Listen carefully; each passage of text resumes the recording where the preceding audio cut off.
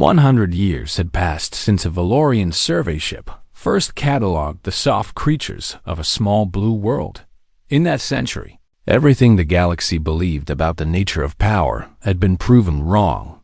The Galactic Biological Survey had spent 5 years debating how to update their entry on humanity.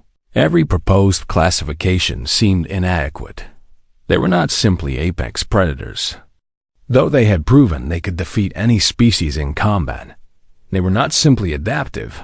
Though they had mastered technologies faster than any species in recorded history, they were something entirely new, and the old categories could not contain them. The final classification was approved on a quiet morning by a council that had argued itself into exhaustion. Humanity was now listed as a Class Omega integration hazard. The definition was carefully worded to explain what this meant. These creatures posed a threat not through destruction, but through connection. They did not conquer worlds. They made friends with them. Sun Qi received a message requesting her presence at the survey headquarters to review the new entry. She was old now. Her blue skin faded to pale gray, her movements slow and careful, but her mind remained sharp, and she understood why they wanted her opinion. She had made the original mistake. She should be the one to acknowledge how badly she had failed the journey. From her retirement world took 3 weeks. She spent most of it reading everything she could find about what humanity had accomplished since Verith, the Terran cooperative, now included 14 species. Former enemies like the Kreth had become humanity's most loyal defenders. Smaller species who had been exploited by this Concord for centuries had found protection under the human banner. Even some Concord member worlds were quietly discussing whether the cooperative might offer better. Tum's human diplomats had brokered peace agreements between species that had been at war for longer than human civilization had existed. Human doctors had developed treatments for diseases that had plagued the galaxy for millennia. Human teachers had established schools on 100 worlds, spreading knowledge and building connections that transcended species boundaries. And human soldiers had died defending species they had met only days before. Simply because those species had asked for help, Sun Qi arrived at survey headquarters and was escorted to a small room where the new entry waited on a display screen. She read it carefully, noting every detail. The biological data was comprehensive and accurate. The threat assessment was appropriately severe. The recommendations for interaction were cautious without being paranoid, but something was missing. You still do not understand them, she said to the council members who had gathered to hear her verdict. They looked at her with confusion and mild offense. The entry was the most detailed species classification ever produced. What could possibly be missing? Sun Qi pulled up the oldest file in the survey archives, her own original report from a century ago. I classified them as persistence predators. She said, I was correct about that. Persistence is the foundation of everything they are. But I missed what persistence actually means for a species like this. She closed the file and looked at the council members with eyes that had seen too much. Other species persist in hunting prey until the prey collapses. Humans persist in everything. They persist in fighting when any rational creature would surrender. They persist in hoping when any rational creature would despair. They persist in loving when any rational creature would recognize that love cannot survive the distances between stars. The council members shifted uncomfortably. This was not the scientific analysis they had expected. The term in your report is integration hazard. Sun Qi continued. You use it like a warning, as if humans are a disease to be quarantined. But you have it exactly backwards. Humans do not integrate other species into their civilization. They integrate themselves into everything they touch. She gestured at the display, showing the cooperative's expansion across the quadrant. Look at what they have built. The Kreth were their enemies. And now Kreth warriors brag about their human friends. The Silken were on the edge of extinction, And now their children grow up in human schools alongside human children who consider them family. Every species that joins the cooperative becomes more human. But humans also become more like them. It is not conquest. It is not assimilation. It is something else entirely. The senior counselor leaned forward. Then what would you call it? Surveyor Sun Ki. The old Valorian smiled, and for a moment, she looked almost human herself. I would call it what they call it. Family. She turned back to the display and added one final note to the entry with her authorization code. Evolution did not make an error when it created humans. Evolution created exactly what it intended. A predator that hunts through love, that conquers through kindness, that wins by making you want to be on their side. The galaxy's other apex predators inspire fear. Humans inspire something far more dangerous. They inspire loyalty. The Council accepted her addition without debate. It would remain in the official record for as long as the survey existed. A warning and a wonder to every species that encountered humanity for the first time. Sun Ki left the headquarters and took a transport to the nearest cooperative world. She had decided to spend her remaining years among the creatures she had so badly misjudged. Perhaps, if she was lucky, she might even make some friends on the transport. She sat beside a young Kreth warrior who was traveling to meet his human squadmates. He spoke excitedly about the training exercises they would conduct together and the battles. They might fight side by side. What made you join the cooperative? Sun Ki asked him. The Kreth considered the question carefully before answering. After the war, a human soldier visited my village. She had killed my uncle in battle. She came to apologize to his family and ask if there was anything she could do to help us. He shook his head in lingering amazement.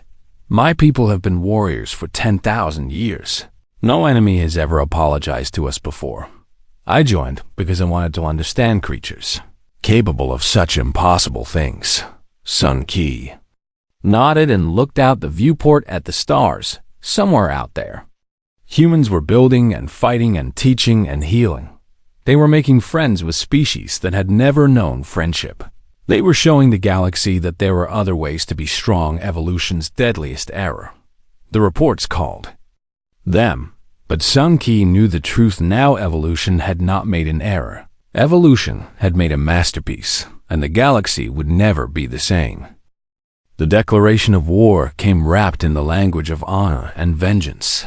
The Kreth Dominion proclaimed that humanity had committed crimes against their warriors at Vareth Station and must be punished.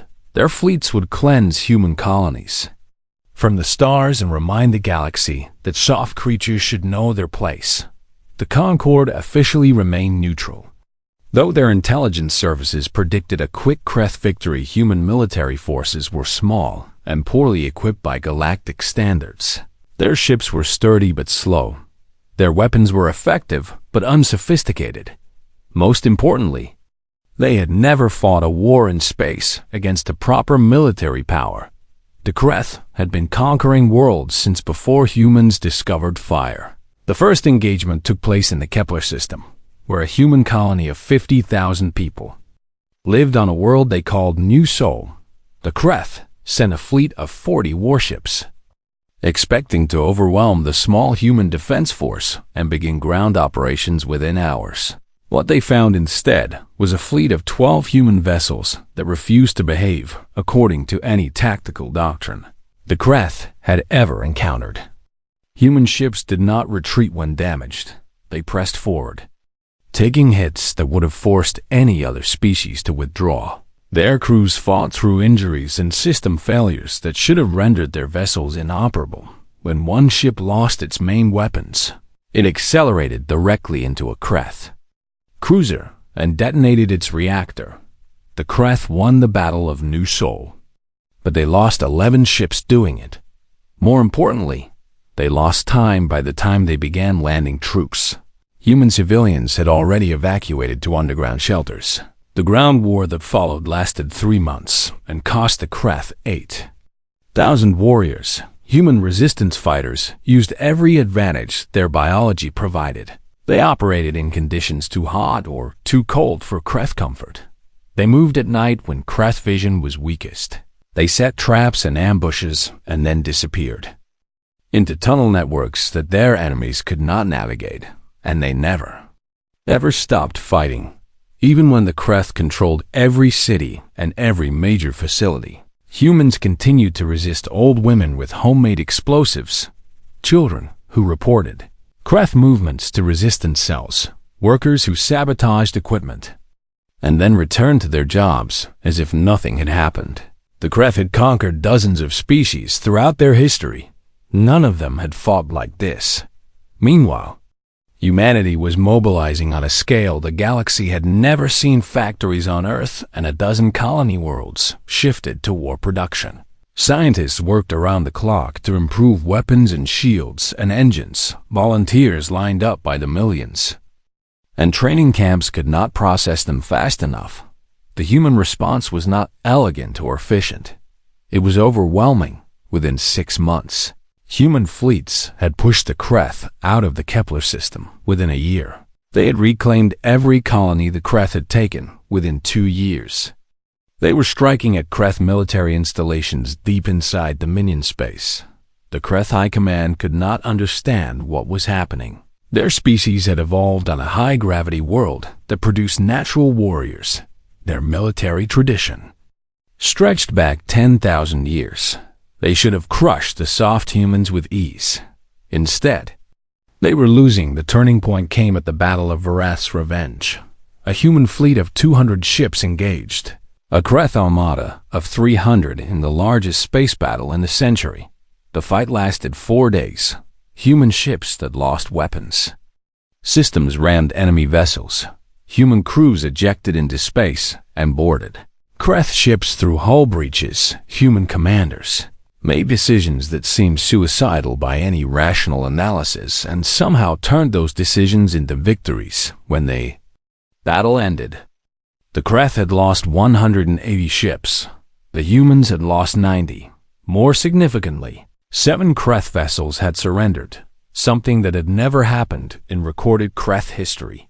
The war continued for 2 more years, but the outcome was no longer in doubt. Human fleets pushed deeper into Kreth space, destroying military targets but carefully avoiding civilian populations. When they captured Kreth worlds, they did not enslave the inhabitants or strip the planets of resources. Instead, they established supply lines to feed hungry populations and medical stations to treat the wounded. This confused the Kreth more than any military tactic. When the human fleet finally reached the Kreth homeworld, they did not attack. They established a blockade and waited. Supply ships arrived with food and medicine for Kreth civilians.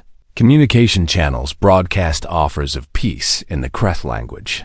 Human commanders sent messages to the Kreth government, explaining that the war could end whenever they chose. "We are not here to destroy you," Admiral Jang Himbu announced in a transmission that reached every world in the Dominion. "We are here to show you that destruction is not the only path. Surrender, and we will help you rebuild. Continue fighting, and we will wait as long as necessary. We are very good at waiting." The Kreth government surrendered 3 months later. They expected enslavement, execution, or at minimum, the complete dismantling of their military power. Instead, the humans offered them membership in something called the Terran Cooperative. Former enemies would become allies. Kreth warriors would train alongside human soldiers. Kreth worlds would trade freely with human colonies. The only requirement was a commitment to mutual defense and a promise to never again wage aggressive war. The Concord watched these developments with growing alarm. The humans had not merely won a war, they had absorbed their enemy into their own civilization. Kreth children were learning human languages. Human families were adopting Kreth orphans. Kreth warriors who had once sworn to destroy humanity were now competing to serve in mixed species. Military units. The Concord's analysts had seen conquest before. They had seen subjugation and assimilation and cultural erasure, but they had never seen anything like this. The humans called it making friends. The analysts had another word for it. They called it the most dangerous form of expansion the galaxy had ever witnessed. The Galactic Biological Survey had not updated a species classification in over 300 years. Their methods were considered perfect, their data unassailable. When a young researcher named Ansu requested access to the original human survey files, her supervisors assumed she was wasting her time. Ansu was Valorian like the original surveyor, with the same pale blue skin and analytical mind that defined her species. But where Sunki had seen only what she expected to see, Ansu was determined to understand what everyone else had missed. She began with the VAR footage, watching it frame by frame until she could predict every movement. Then she requested the medical records of the human survivors, which she found made her sit in silence for a very long time. Park Yuna had suffered injuries that should have killed her within the first hour of fighting. 3 broken ribs, a punctured lung, a shattered arm, and blood loss that would have rendered any Valorian unconscious. Yet she had fought for 9 hours and was giving orders until the moment security arrived the human body. Ansu realized was not weak. It was impossible. She expanded her research to include every scrap of data about human biology that the Concord had collected. The picture that emerged was nothing like the original survey suggested. Humans could regulate their body temperature through sweating, allowing them to remain active in heat that would incapacitate most species. Their bones were dense and could heal from fractures that would permanently cripple others. Their immune systems were aggressive enough to fight off infections from dozens of different worlds, and their brains produced chemicals during stress that could temporarily suppress pain, increase strength, and override the survival instincts that would make any sensible creature flee. Ansu tracked down records of human history from their own archives. What she found there disturbed her even more than the biological data. These creatures had hunted animals 10 times their size by simply following them until they collapsed. They had survived ice ages and plagues and disasters that wiped out countless other species on their world. They had invented weapons capable of destroying their entire planet and then decided not to use them. They had gone to war with each other for thousands of years and somehow emerged more numerous and more dangerous each time. But the most terrifying discovery was not their capacity for violence. It was their capacity for connection. Humans formed bonds with other species instinctively and irrationally. They adopted orphaned animals and raised them as family members. They formed friendships with creatures that could not speak or think or reciprocate in any meaningful way.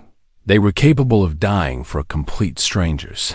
If those strangers triggered the right emotional response on Varith Station, 11 humans had fought to the death for children of another species they had never met. This was not rational behavior. This was something far more dangerous. Ansu compiled her findings into a report and requested an emergency presentation before the Biological Survey Council. The council members listened with growing unease as she dismantled everything they thought they knew about humanity. The original classification was based on a fundamental misunderstanding.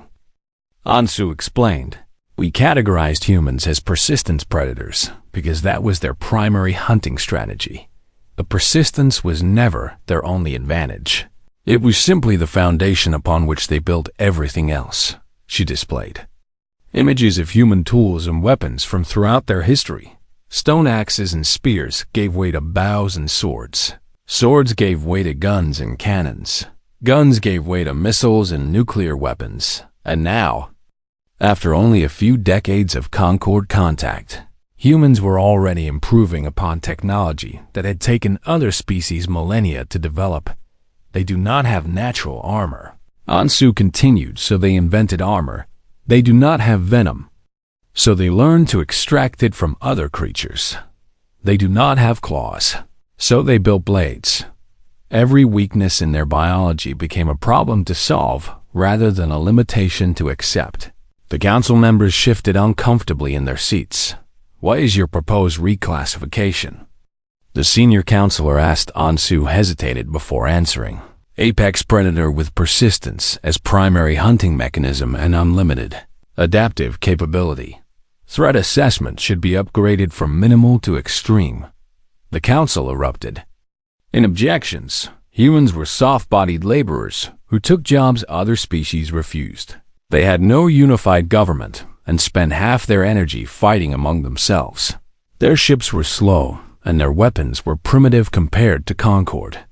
Standard. How could they possibly be classified as an extreme threat?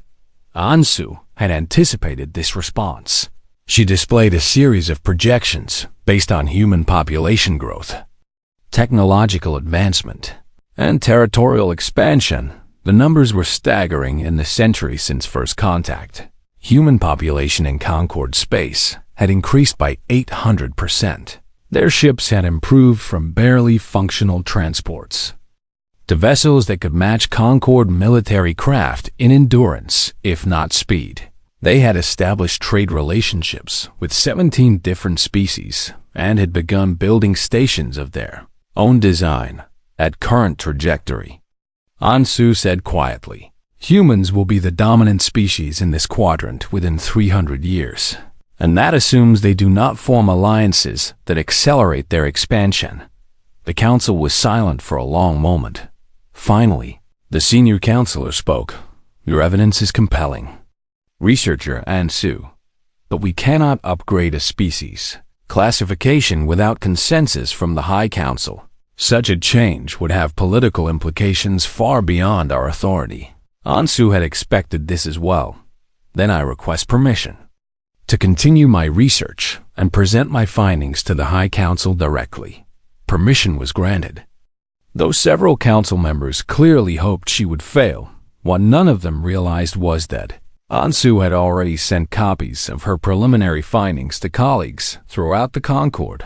Within weeks, her research was being discussed in academic circles on a dozen worlds. Within months, it had reached the attention of military commanders and political leaders. And within a year, her warning would prove tragically prescient. The Kreth Dominion had been watching humanity since the Varith incident. Their warrior culture was fascinated by the soft creatures who had defeated their raiders through sheer refusal to die. Some Kreth wanted to learn from humans. Others wanted to prove they could be beaten. The Kreth High Command chose the second option. War was coming, and the galaxy was about to learn what happened when you backed a persistence predator into a corner and refused to let them run. The answer, as it turned out, was simple. They stopped running and started hunting instead. The Galactic Biological Survey had maintained records of every sentient species in known space for over 12,000 years. And in all that time, the archivists had never once questioned their methods. Their classification system was elegant and efficient, sorting species by threat level based on natural advantages like armor density, venom toxicity, speed, strength, and sensory capabilities. When the scout ship Whisper of Dawn encountered the small blue planet called Earth, the surveyor on board followed these procedures exactly as she had been trained. Sunki was a Valorian, a species known throughout the Concord for their analytical minds and attention to detail. Her pale blue skin reflected the light of her console as she reviewed the initial scans of the dominant species on this unremarkable world. She noted their soft bodies covered only in thin skin. She recorded their lack of natural weapons. No claws worth mentioning, no fangs capable of penetrating armor, no venom glands or acid sacs. Their speed was laughable compared to proper predators, and their strength was barely adequate for their own gravity.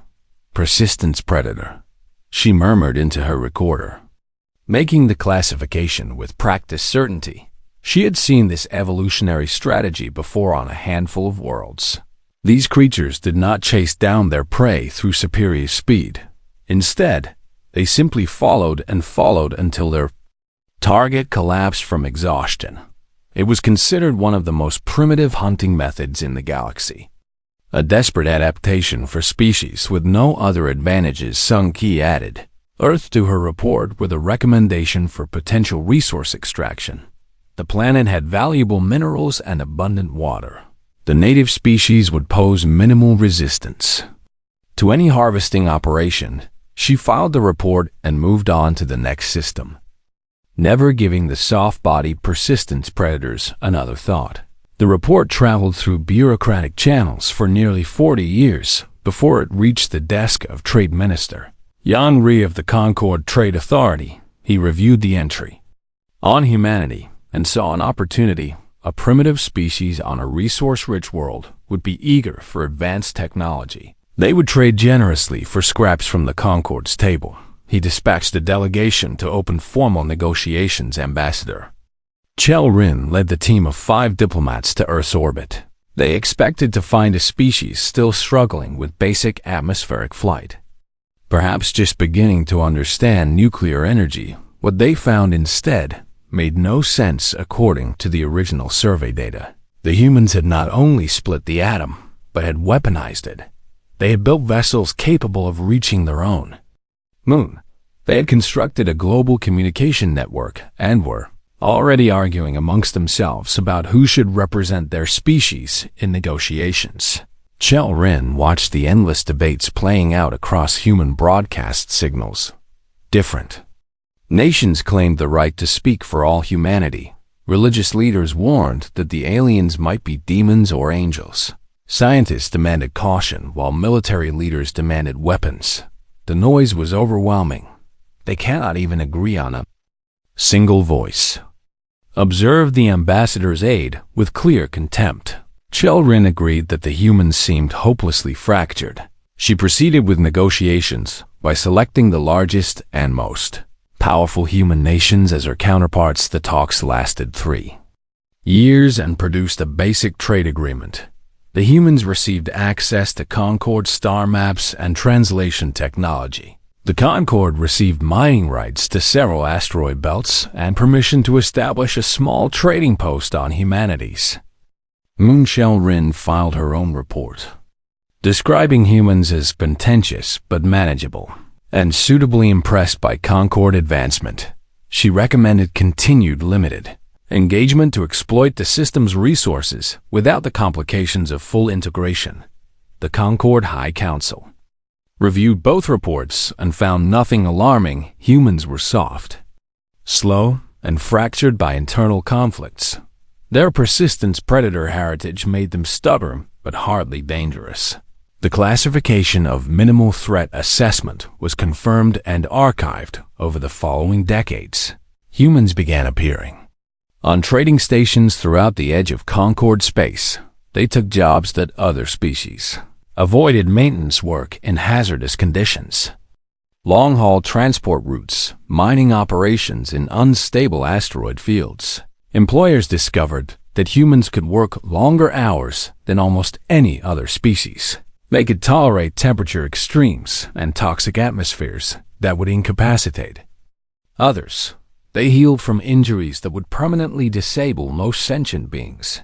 But these qualities were attributed to their primitive biology rather than any form of superiority. After all, the Valorians had engineered themselves beyond such crude durability. The Kreth had natural armor and strength that made human endurance irrelevant. The Silken could process information faster than any biological mind.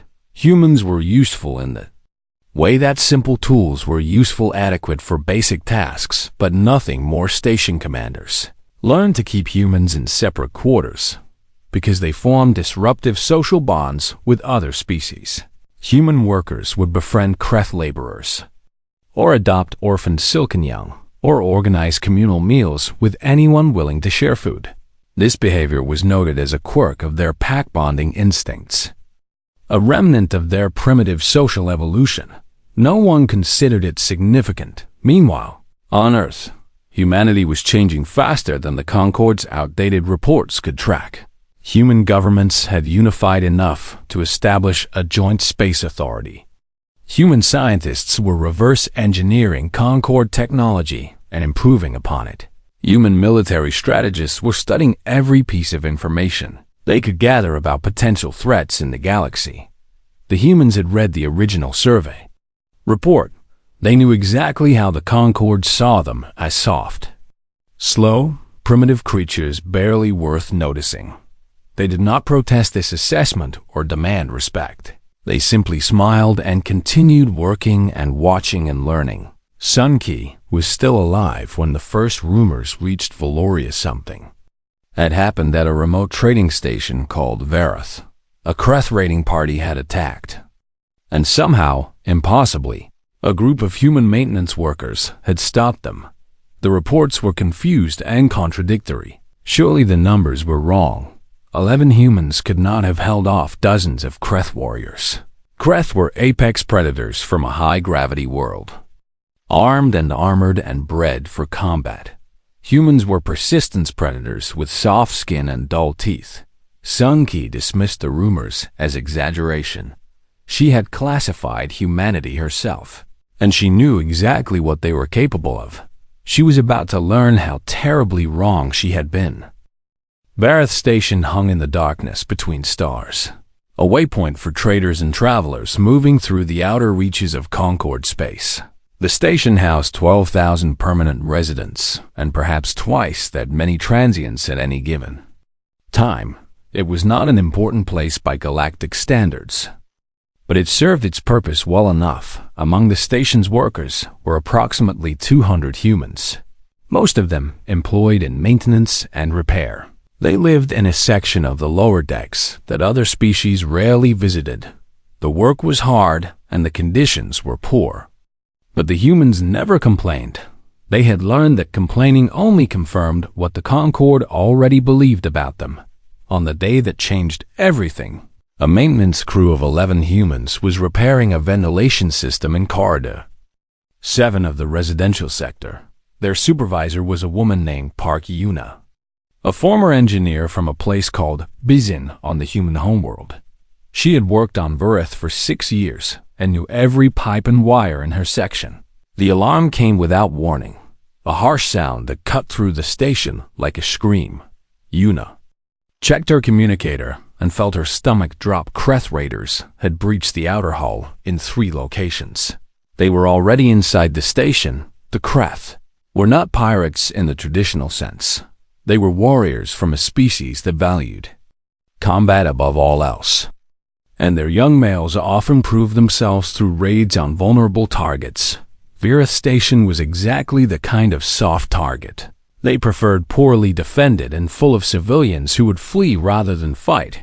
Yuna gathered her crew and made a quick assessment. Between their position and the nearest civilian shelter were approximately 400 people, including a school group of young Silken children on a field trip. The security forces were on the far side of the station, cut off by the breach points. If the Kreth came through Corridor 7, they would reach the shelter in minutes. "We hold here," Yuna said. Her crew looked at her with expressions ranging from fear to confusion to something that might have been excitement. None of them questioned the order. They were humans, and there were children behind them. There was no other choice. To make, the crew had no weapons except their tools, welding torches and heavy wrenches and cutting implements designed for metal rather than flesh.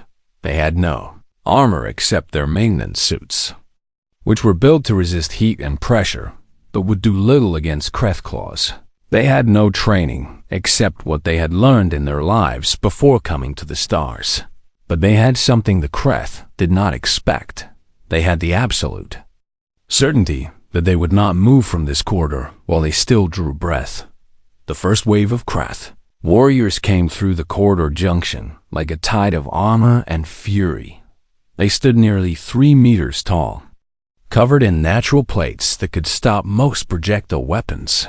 Their arms ended in claws capable of tearing through steel. Their eyes burned with the excitement of the hunt.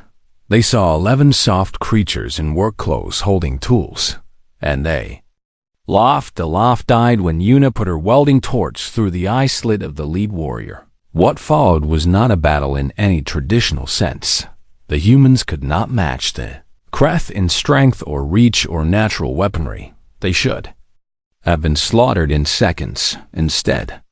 They fought with a ferocity that the Kreth had never encountered in any species. When a human was wounded, they kept fighting. When a human was knocked down, they got back up. When a human lost their weapon, they used their hands and teeth and the sheer weight of their bodies to drag Kreth warriors to the ground. A maintenance worker named Go Minjun took a claw through his shoulder and responded by breaking his wrench across the attacker's skull.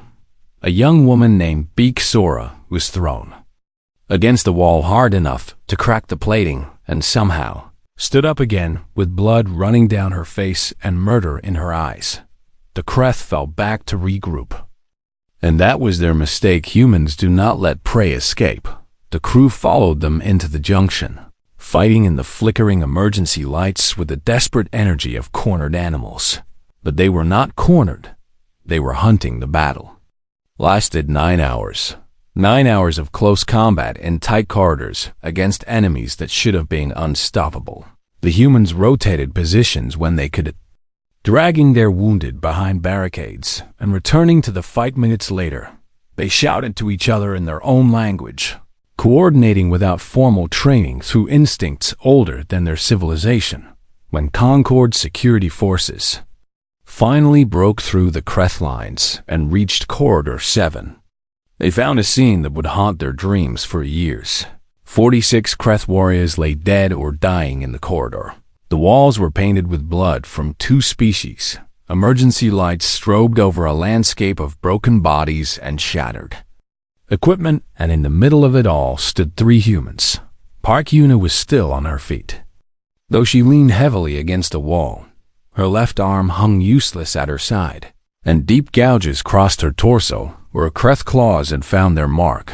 Beside her stood Go Minjun, his shoulder wound sealed with emergency foam, his wrench still clutched in his remaining functional hand. The third survivor was the youngest of the crew, a boy barely past 20 named Choi Daeho, who had joined the maintenance team only 3 months earlier. He was sitting on the chest of a dead Kreth warrior, laughing softly to himself. The security commander, a Valorian named Tal Ren, stared the scene in complete incomprehension. How is this possible? He demanded. Yuna looked at him with eyes that had seen too much in the past 9 hours. They were trying to reach the shelter, she said, as if that explained everything. There are children back there.